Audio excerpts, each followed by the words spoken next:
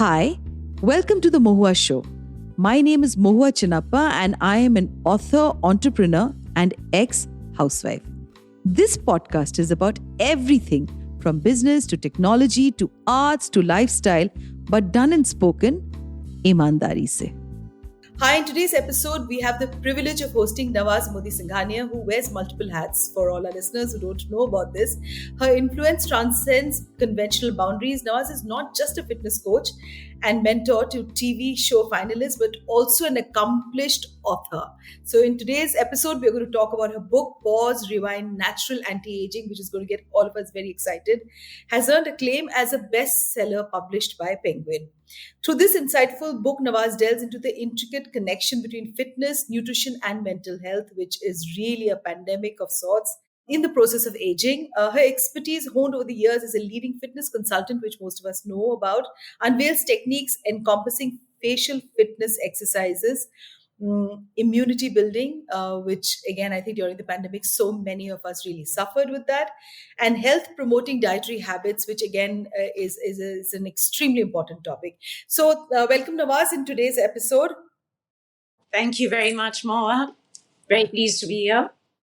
So pleased to have you here. So let's just talk a little bit about Pause, Rewind, Natural Anti-Aging that has garnered so much of attention as a bestseller, where you discuss the role of fitness, nutrition, and mental health in the process of aging. And every one of us is trying to halt this process of aging, right? So could you elaborate on some of the key insights or techniques that you've shared in the book that are particularly impactful, for individuals who are seeking to really do an age reversal, people who are in the show business? And today, I think everybody is really taking on the social media where, they do work with their face and their body, and branding for the self has become a very important tool to take things forward in marketing. So please share insights. So it really starts from the inside out. And it's a combination of things. So it is about nutrition, what you are, what you eat. It is about exercise. It is about the correct amount of sleep, quality, quantity, both. It is about water, what you think, what you allow in your headspace, heart space, and more importantly, what you don't allow in there.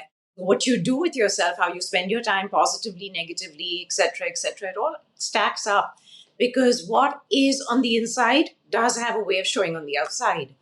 It is about taking care of yourself, about products, about relationships, about mental aging, spiritual aging, emotionally managing yourself and things and others around, feeling good about yourself. It is about self-esteem. It's a whole host of everything you choose to add in to your life on a constant basis. It all stacks up to something. But Nawaz, it isn't an easy thing, right? To manage all of this all together.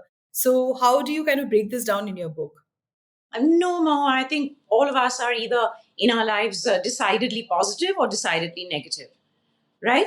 And while we're all a mixed bag of things, and the best of us have a little bit of bad in us, and the worst of us have a little bit of good in us, still, by and in the large, we're correctly oriented as to what it is that we want to be in our lives. And from there, it's just the math. It's just a choice. And every moment, every day, we constantly have a choice, right? It's just about making the right choice all the time. And the hisab of it adds up. It's a snowball effect, right? It starts as a tiny little pebble on the top of the mountainside, but as it goes down, it gathers momentum, it gathers size, it gathers speed, and what you are, you become more and more of over a period of time. So typically, we say that, hey, he's such a sweet old man, and as he's aging, he just gets nicer and sweeter. Because if that's what you were to begin with, you just kind of tend to get more of that as you age. So, no, I think it's actually quite natural. It's as natural as us breathing. But what the question is this, that as a young person, I think very few of us really, when you spoke about a sweet old man, I think when people are young, they're way more brash, and the older you grow with life experiences, you also become more humble, which actually should be the constant, but that doesn't happen. So in your book, you also touch upon various lifestyle factors, including influencing aging, like you spoke about sleep, hydration, stress, and mindset. So how is it that a person gets a nice good night's sleep? What are the tips that you would share? And about hydration, there are a lot of videos I see about how is the right way to drink water. What should be the gap between drinking your water pre-meal, post-meal. So would you share a few things here, Nawaz? on what you first said, Moa, about, some of us are not really in essence as good as we should be, and then that changes over a period of time. I believe that the soul is very explorative, and we all are curious when it comes to what is the right way of drinking water and what is the right way of sleeping, etc. Of course, I'm going to tell you, please pick up a copy of my book. It's simple, it's all there, it's easy to do, and it's super duper effective. But yes, there are right and wrong ways of drinking water, there are right and wrong ways of sleeping. Essentially, you have a clean conscience, you've done a hard, honest, good days of work, you're going to sleep well. You have a heavy conscience, you've not really been doing what you should have been. Yeah, it weighs in your mind. So it adds up. What you're doing in the real world adds up in all other worlds. So, you know what? Let's just talk a little bit about your extensive experience, as a fitness consultant and mentor to TV show enthusiasts. And, you obviously need a very deep understanding of people who are in showbiz, to mentor them and take them forward. So maybe share with us an incident that's been a little difficult for you to get somebody to really start following the stuff that you did, that you wanted them to do. And how was your experience with any one incident that will also help us understand how is it that you tackle, difficult people? How do you tackle people who may be not willing to listen to your advice? It was life changing for me when on one of the Indian Idol orientations, which is what I had with the kids first, just to get to know them, get to know their background, their history, what their requirement is, where they're coming from, etc. Every single child had major not all of them were children. Some of them were adults, and all of them had major mental issues. A lot of trauma about my parents have given up their jobs, they've sold everything, they've come here with me, there's so much pressure on me to deliver.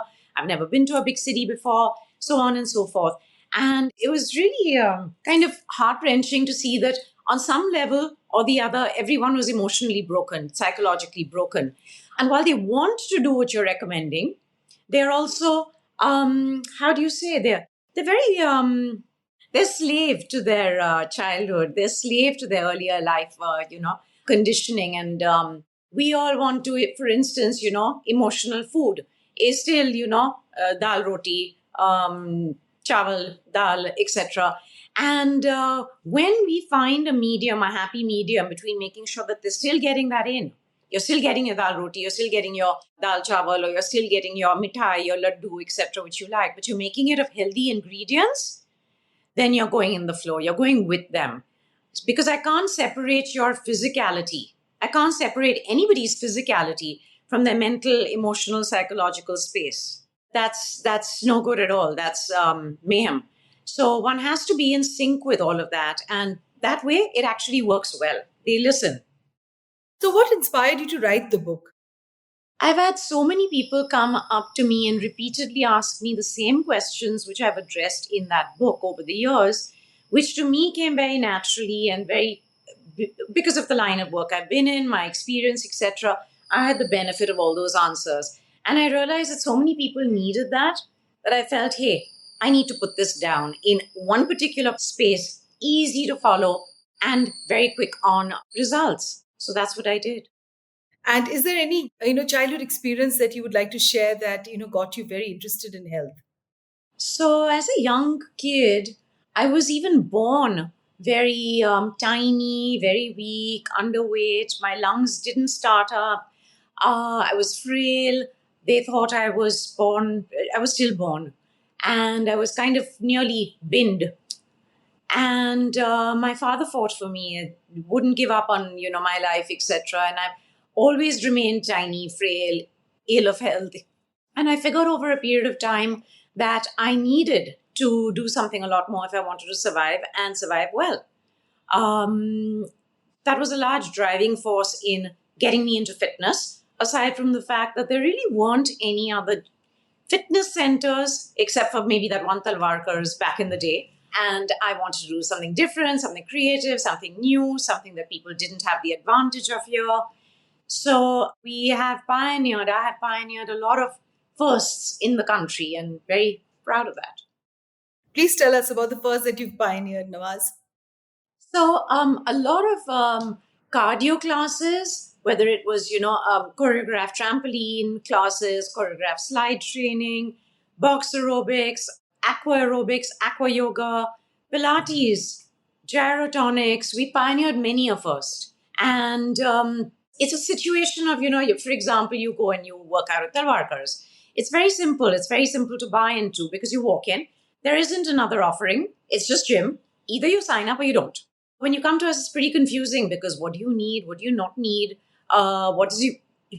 Everything that you are all about has to be taken into account. So, for instance, your age, your health, your limitations, your likes, your dislikes, your fitness level, your goals, all have to be taken into account. And it's like saying one pill fixes every disease. It just doesn't work that way, right? I can't give you a Crocin whether you have a headache and a cold or whether you have cancer and heart disease. It just doesn't work that way. So similarly, fitness has to be very bespoke as to what exactly your requirement is.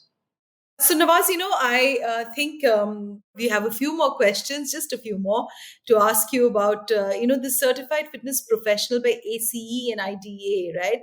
So, do you think these international certifications also help you at the time when you entered the market and it brought in more acceptance? Or because today, of course, every nook and corner there's a gym. The world has really opened up, and we are talking about a time when we grew up at a time when there were only Talwarkars and there was, people just did their morning walks.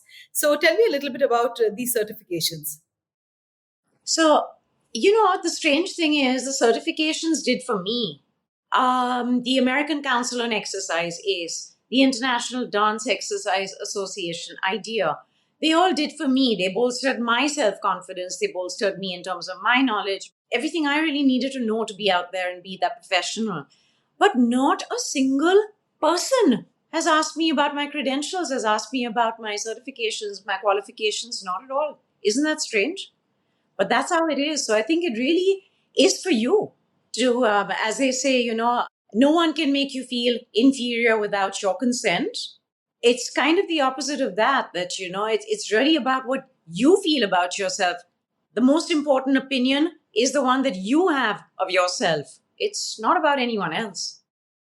I have noticed that you have a crutch with you when you are walking. There's how did that come about? I know it's a personal question, but it has really stayed with me, and it deeply impacted me when I saw you. So I would like to ask you this question. I think, Mahua, firstly, I'm not at liberty to talk about this at the time. And secondly, I think that everyone out there is well aware of what's going on. It's in public spaces, etc. So I rest my case. I have nothing further to add to that. I just hope that you are off that very soon. You're an exceptionally talented, beautiful, kind woman.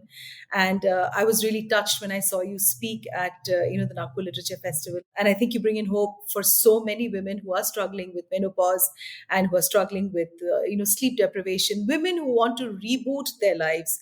Somebody like me, I rebooted my career after many, many years. And for you to come up with this book. So thank you so much, Nawaz, for being on this episode today. Last few words that you would like to leave with women who would be your readers, who are going through menopause, who've suffered a huge disease, an autoimmune disorder that we know comes with trauma. And what would you like to share with them, Nawaz?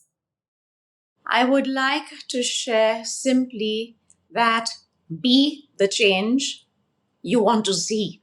That applies to many things and many areas. And if you don't lament the dark, go and light a candle instead.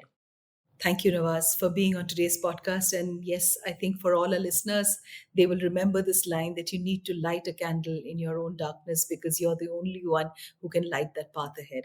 Thank you once again.